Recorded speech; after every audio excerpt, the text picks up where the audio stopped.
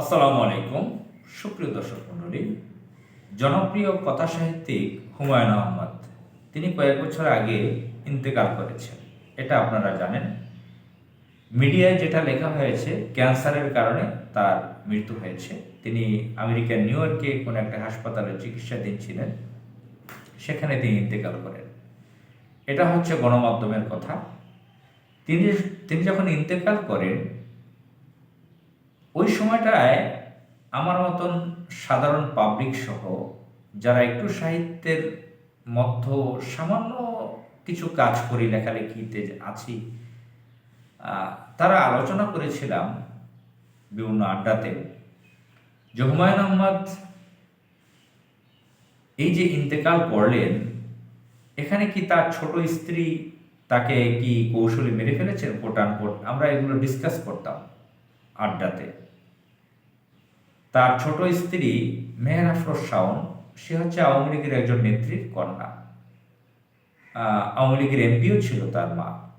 তো আমরা জানতাম যে মেহের আফরোজ শাওন আওয়ামী ঘরানার একজন নারী।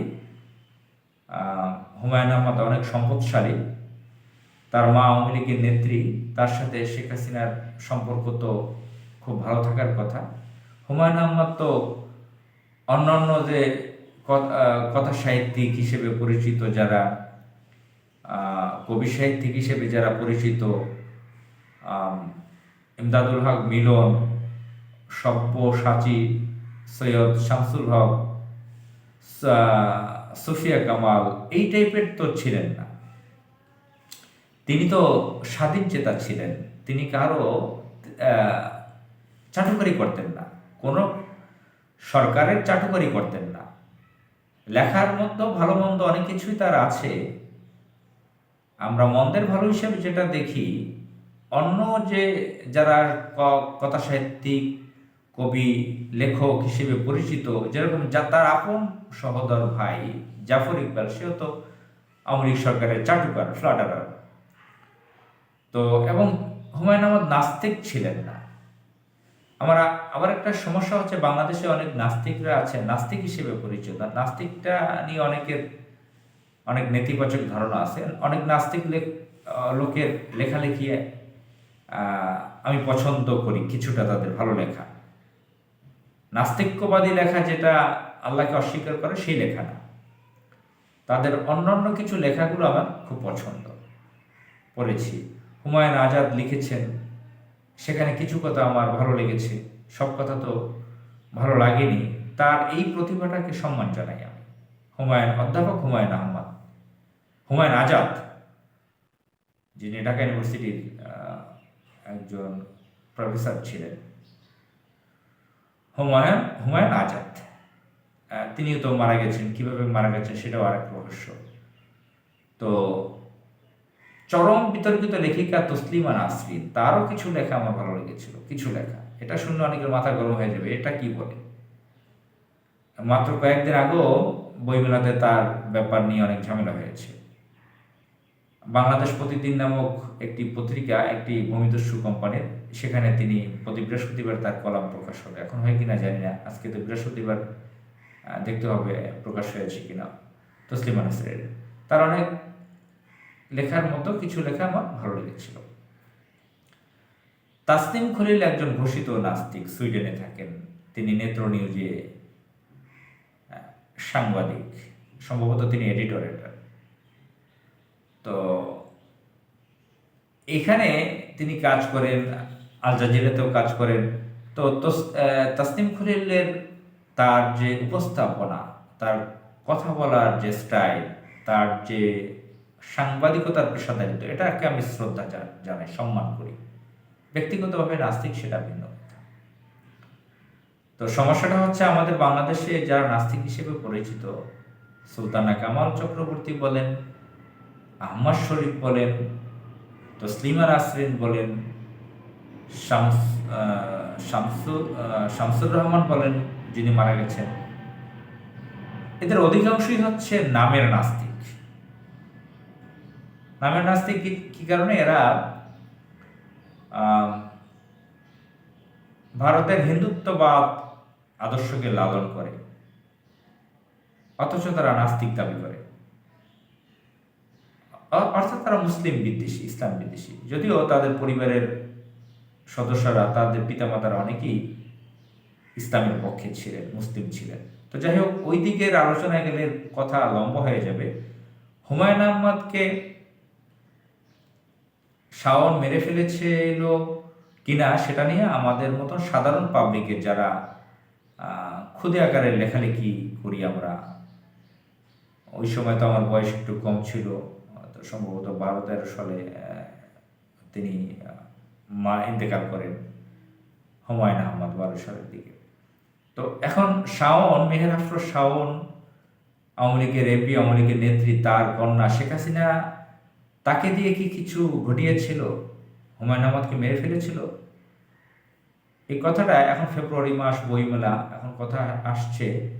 হঠাৎ করে এই কথাটা আমি আনলাম এজন্য, আজকে আমার দেশ পত্রিকাটা পড়লাম, গতকালের পত্রিকাটা পড়লাম, বুধবার 12 ফেব্রুয়ারি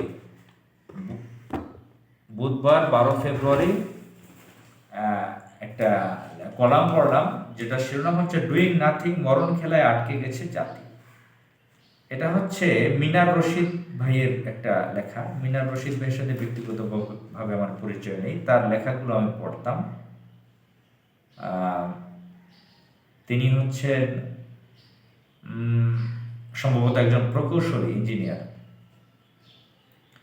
তিনি বিদেশেও চলে গিয়েছিলেন যতটুকু জানি, শেখ হাসিনার শেষ সময়ের দিকে, শেখ হাসিনার অত্যাচার থেকে বাঁচার জন্য। তো তিনি নয়াদিগন্তে কলাম লিখতেন, তার লেখাগুলো পড়তাম। অত্যন্ত সাহসী লেখক তিনি, তার লেখাগুলো খুব সুন্দর। তিনি এখানে হুমায়ুন আহমদের ইন্তেকালের সময়ের ঘটনাগুলো বর্ণনা করেছেন।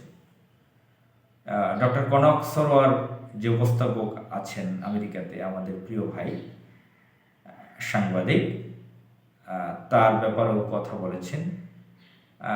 এখানে উল্লেখ করেছেন যে কিভাবে আসলো কথাগুলো, এখানে যে চিন্তায় ফেলে দিয়েছে। স্বনামধন্য সাংবাদিক কনক সরোয়ার ভাইয়ের সঙ্গে নিউ ইয়র্ক প্রবাসী লেখক ও প্রকাশক বিশ্বজিৎ সাহা একটি পিলে চমকানো তথ্য দিয়েছেন বা নতুন করে আলোচনায় টেনেছেন। তিনি দাবি করেছেন হুমায়ুন আহমদ ক্যান্সারে মারা যাননি, তিনি মারা গেছেন তার স্ত্রী শাওনের এই ডুইং নাথিং গেমের কারণে। তো এটা এখানে তিনি তুলে ধরেছেন, ডুইং নাথিং গেমের কারণে। বিশ্বজিৎ সাহা যেসব যুক্তি ও সাপোর্টিং ডকুমেন্ট দেখাচ্ছেন তার স্বাধীন গবেষকদেরও চিন্তায় ফেলে দিয়েছে। এটা এমন একটা গেম যে কাউকে আপনি সরাসরি কিলার হিসেবে সাব্যস্ত করতে পারবেন না।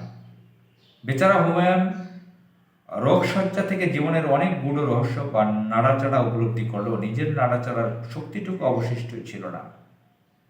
পুরো এপিসোডটি দেখে মনে হলো হুমায়ুন আহমদ যদি সেই মৃত্যুসজ্জা থেকে ফিরতে পারতেন, তবে বাংলা সাহিত্য নন্দিত নরকের চেয়েও হাজার গুণ জনপ্রিয় একটি উপন্যাস পেতে পারত।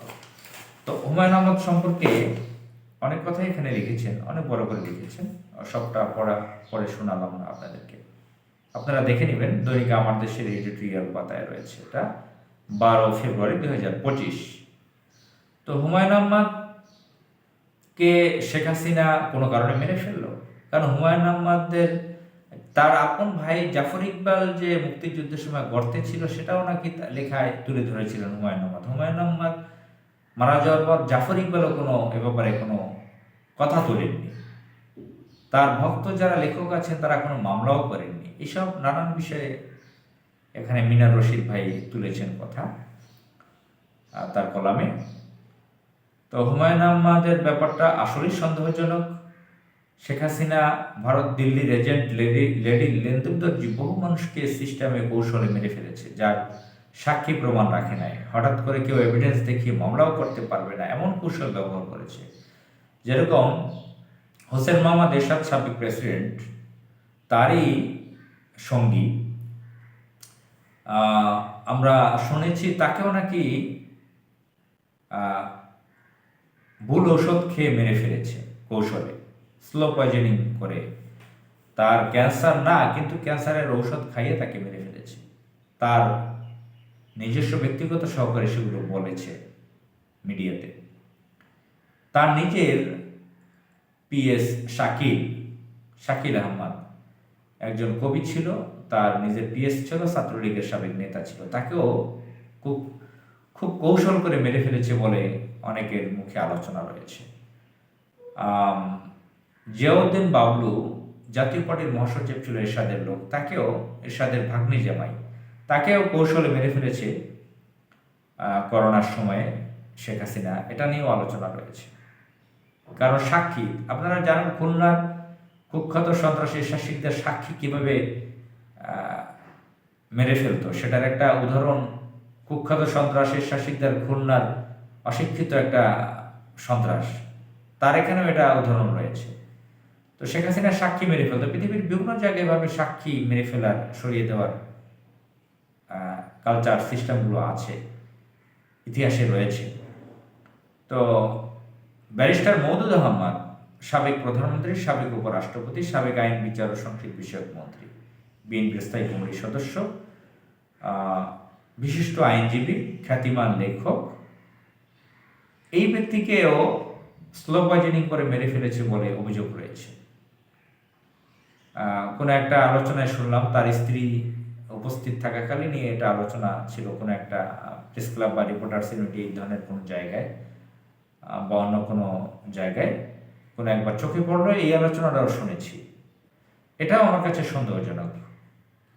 ব্যারিস্টার মওদুদ আহমদ অত্যন্ত প্রভাবশালী একজন আইনজীবী ছিলেন, শুধু আইনজীবী না, পলিটিশিয়ান ছিলেন, হেভিওয়েট যেটাকে বলা হয়, সাবেক প্রধানমন্ত্রী, সাবেক উপরাষ্ট্রপতি, আবার আইনের দিক থেকেও তিনি অনেক সিনিয়র ছিলেন, সিনিয়র আইনজীবী ছিলেন, লেখক হিসেবেও নাম করা ছিলেন, একাডেমিক অনেক তার ডিগ্রি ছিল, কোয়ালিটি ছিল। তো এই ধরনের অনেক ব্যক্তিকে শেখ হাসিনা সরিয়ে দিয়েছে পৃথিবীর জীবন থেকে। আনিসুর রহমান, আনিসুল হক, তারই লোক, ব্যবসায়ী, সে মেয়র বানিয়েছিল অবৈধভাবে ঢাকা মহানগরী, ঢাকা সিটির উত্তরে, নিজেই সিটিকে দুই ভাগ করে সেখানে উত্তরে তাকে মেয়র করেছিল, তাকেও মেরে ফেলেছে বলে অভিযোগ রয়েছে। অভিযোগ শব্দটা এখনো তো আনুষ্ঠানিকভাবে অভিযোগ দেয় নাই, তো এটা আমরা আলোচনায় শুনেছি, আমাদেরও সন্দেহ রয়েছে ব্যাপারটায়। এরকম বহু লোক, সন্দেহ তো থাকারই কথা। আপনার আনিসুল হক কে ছিল?